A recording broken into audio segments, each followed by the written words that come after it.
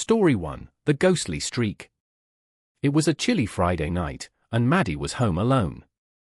She had nothing to do, her friends were out of town, and there was nothing on TV that could keep her attention.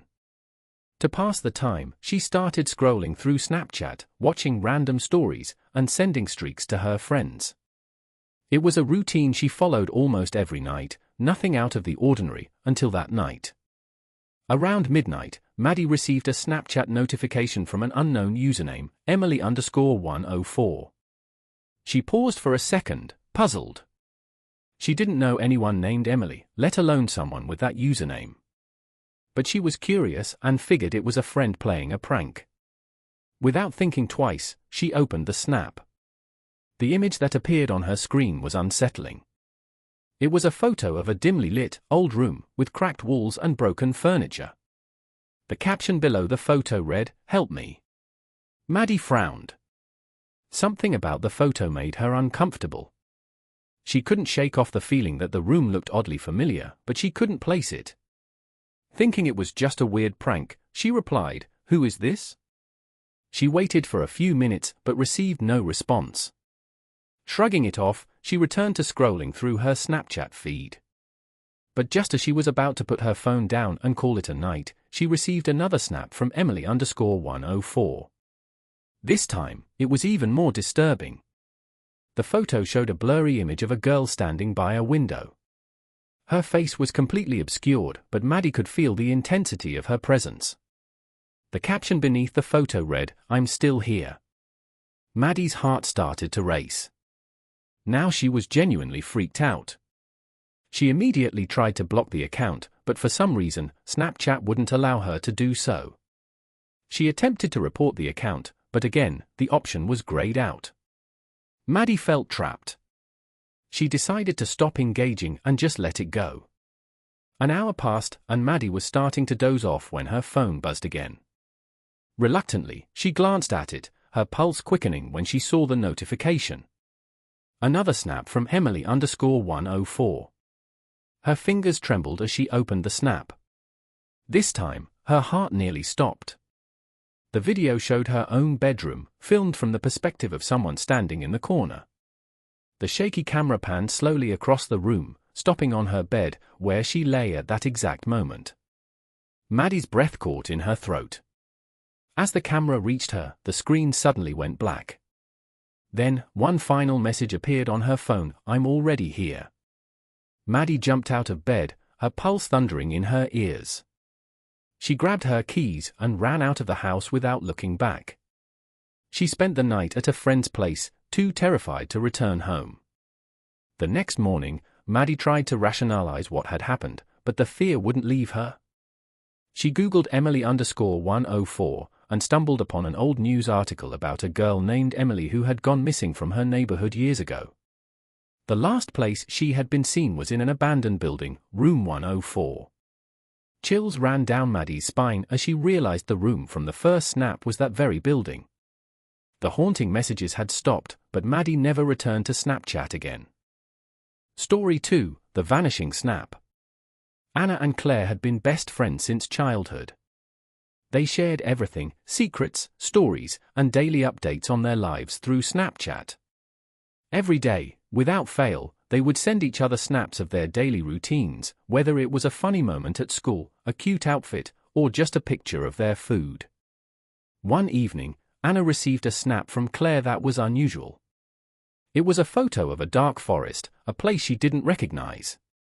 The caption read, "I think I'm lost." Anna chuckled, thinking Claire was just messing around.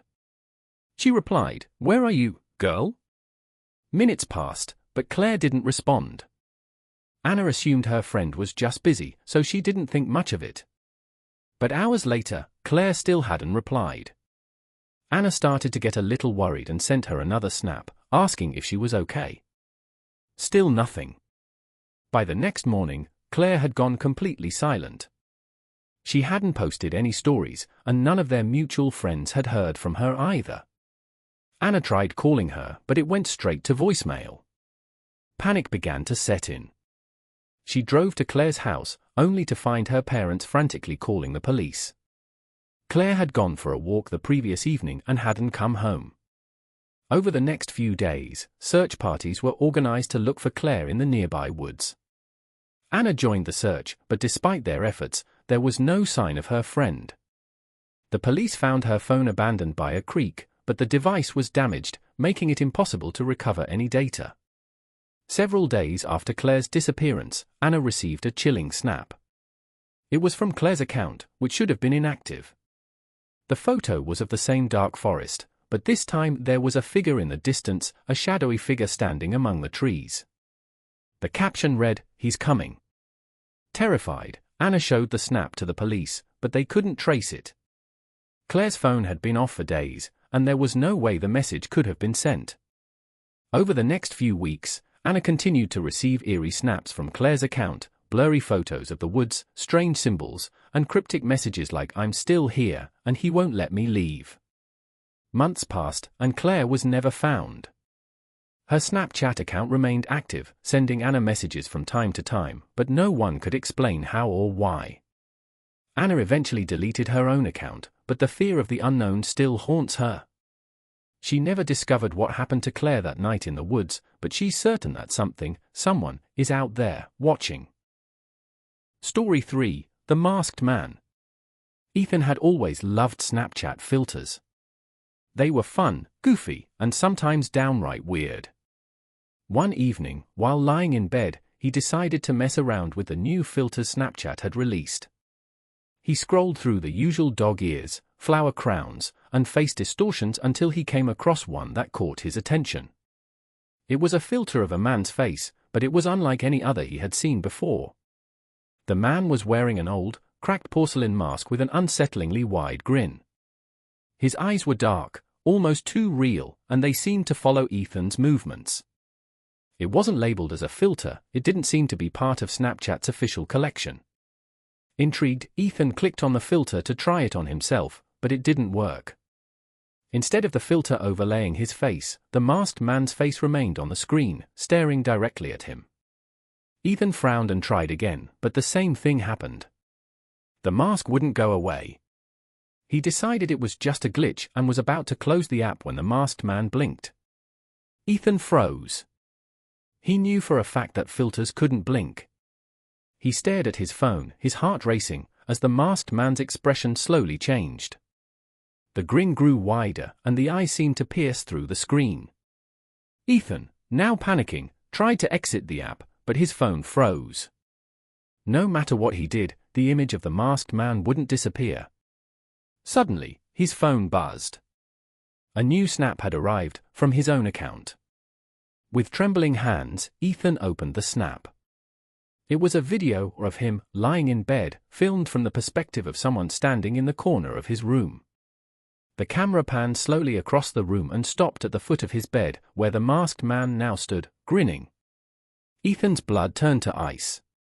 He spun around to look at the foot of his bed, but no one was there. He jumped out of bed and ran downstairs, his mind racing. The snap had vanished from his phone, as if it had never existed. But Ethan knew what he saw. The masked man was real, and he was still watching. From that night on, Ethan never used Snapchat again. But every so often, he would catch a glimpse of the masked man in his dreams, standing at the foot of his bed, waiting for the right moment to make his move.